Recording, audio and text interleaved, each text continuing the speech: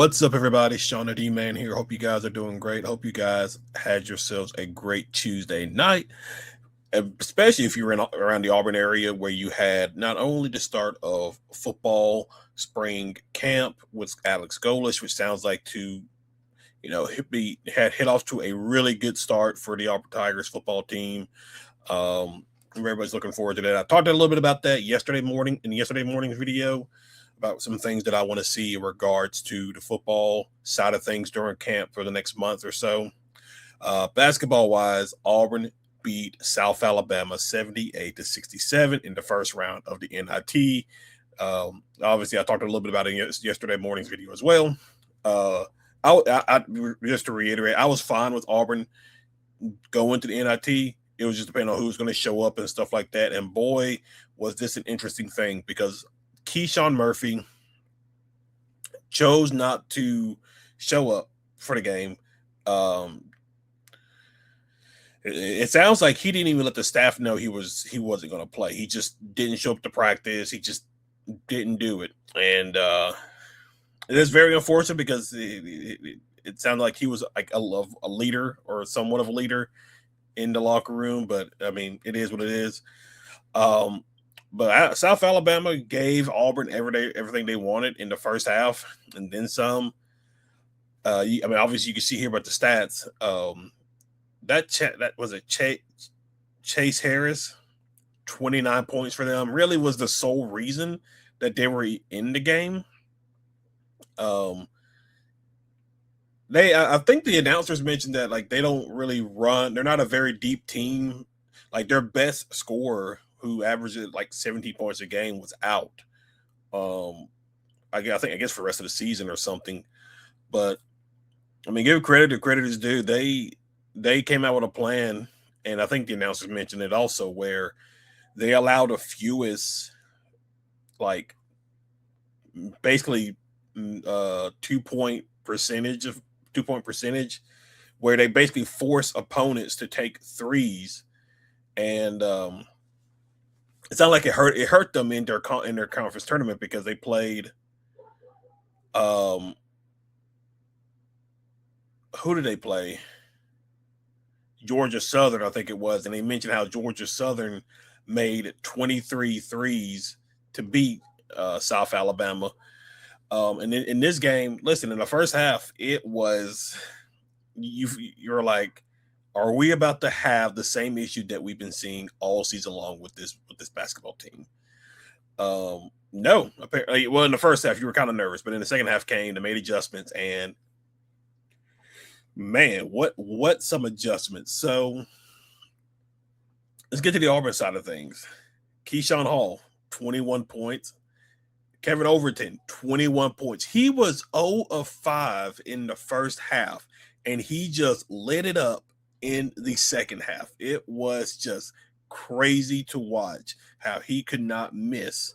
Dahad gave you 11. He just didn't seem all that. I don't know. It just 4-11, 1 of 7, 5 rebounds, 4 assists. I think that makes up for it in that regard. Elijah Freeman gave you 10 rebounds, 4 assists. Hall had 6 rebounds, 1 assist. Jovic, 6 rebounds, 2 points. And then obviously Kevin Overton, 7 rebounds. They were getting the rebounds. They were definitely getting the rebounds. I think it would have been a much more easier game if Keyshawn Murphy had played, but because I don't think South Alabama was a very big team to begin with. So I think having a guy like Keyshawn Murphy in would have been a little bit better and more helpful and not make this game a lot more stressful than what we saw in the first half. Sebastian Williams-Adams, 5 rebounds, 2 assists. Simon Walker, 3 points. He came in, and one of the things I said when I was watching the game, I was like, well, if they're gonna like make you shoot threes, which Auburn has not been good at shooting threes, it even showed up here in this game because by the end of the first half, Auburn was 5 of 24 from shooting three. Auburn has not been a good 3-point shooting team all season long. And I was like, okay, well, you want maybe a guy like Simon Walker potentially. We know he can shoot, create some opportunity for him to shoot the ball, and let's see how that works out. Um, he tried to shoot a three where I was kind of like, I don't think you need to shoot that, but he made up for it on a very like next couple of play with a three. But the really big surprise one was Caden Magwood. Um, now, like he showed up 4 of 8, 3 of 7, 3 assists. Kind of played how you wanted as a backup point guard.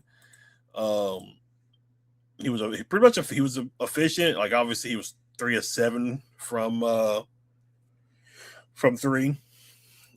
But I mean, Tahad was what? Oh, I went too far. 1 of 7. So he shot the ball a bit better. That's really surprising. Tahad was 4 of 11. Magwood was 4 of 8. So Magwood was a little bit more efficient than Tahad. But like obviously what was Magwood just maybe putting stuff on film potentially because like I said, I'm under the impression that Magwood is probably not going to stick around. If he does, I think that's great. Then you probably have found your point guard for next season. Maybe we'll see. But obviously, we still got a long ways to go in that regard. But I mean, overall, really, really pretty happy. Got the win. As far as stats wise, you finished 39. You were not very good from a field goal percentage. Like Auburn was just struggling with that zone that South Alabama was doing all game long. And at a certain point, yeah, they were shooting the ball relatively well in the first half. South Alabama was, but it was like one of those laws of averages where like you can't keep this up, especially when you have a short bench like they did, which I don't think they really rotated a lot. Yeah, I mean, look at that. 1, 2, 3, 4. 4 of their guys played nearly 40 minutes. Yeah, they were a very short bench. That's crazy. They were 7 of 20. You were 16 of 44. That's way too many threes. Again, you're a team that cannot shoot threes consistently to save your life. That's way too many. And half of that was in the first half. So, I mean, you both were 35, 36 percentage. You got to the line good bit, 14 of 17, 80%, 82%. You won the rebound battle, which is, good. Assist, 18 assists. That's really good. That is really good. They don't really get, Auburn doesn't usually get that many assists in a game. You got 4 steals, 5 blocks. You turned the ball over 4 more times than they did. They got 12 points off of that. Fast break they're better at. Points in the paint. I didn't realize they were 36 to 14. Both were even in the foul situation. Largely it was 11, largely it was 14. That points in the paint was interesting because they didn't really have a big guy down there, I don't think. But yeah, so Auburn wins, which they don't play again. This is the wrong thing. They don't play again until Saturday, which I don't know, which I think, let me see. Let me see if I can find it.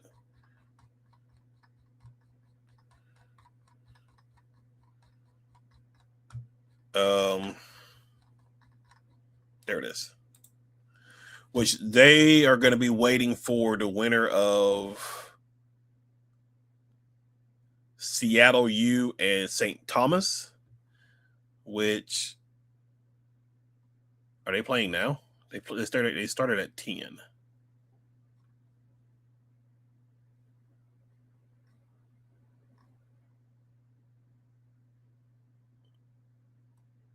Is that right? Seattle U? Yeah. Okay, so they're gonna play Seattle.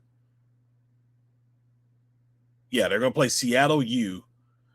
I believe maybe on Saturday. So that's going to be interesting. All right. So yeah, we'll see. We'll see. I actually may go to this game. I like, depending on what time it is, I actually may make the trip down to Auburn just so I can watch this game in person. I don't know. Like, obviously there's gonna be plenty of seats, but to be fair, it was such a busy day from an Auburn's perspective with football practice.